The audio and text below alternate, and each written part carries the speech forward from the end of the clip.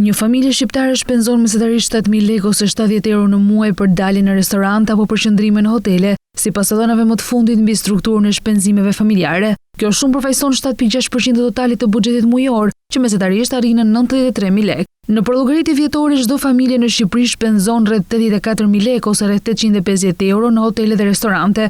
Duke marrë parasysh se në vend ka rreth 755.000 familje, rezulton që shqiptarët shpenzojnë gjithsej 63.6 miliard lekë në vit, ose afërsisht 636 milion euro për konsum në restorante dhe hotele. Kjo shifër tregon rritje të ndjeshme të peshës që zë grupi restorante dhe hotele në shpenzimet e familjeve shqiptare krahasuar me disa vite më parë, kur ajo luhatej rreth 4 deri në 5%. Tendenca duket se lidhet me rritjen e çmimeve në sektorin e gastronomisë dhe turizmit, por edhe me ndryshime në stilin e jetesës, ku gjithmonë më shumë familje zgjedhin të darkojnë jashtë shtëpisë ose të kalojnë fundjavën në hotele brenda vendit ose jashtë. Ekonomistët vlerësojnë se këto shpenzime përbën një tregues të qartë të rritjes së konsumit të brendshëm, por paralajmërojnë se rritja e çmimeve në sektorin e shërbimeve po ndikon drejt për drejt në buxhetet familjare. Megjithatë, për turizmin dhe bizneset e lidhura me të, ky zhvillim përfaqëson një burim të rëndësishëm të ardhurash. Viti 2025 pritet të forcojë më tej këtë tendencë me rritjen e kërkesës për shërbime, hotelerie dhe gastronomie, veçanërisht në zona bregdetare dhe qytete turistike.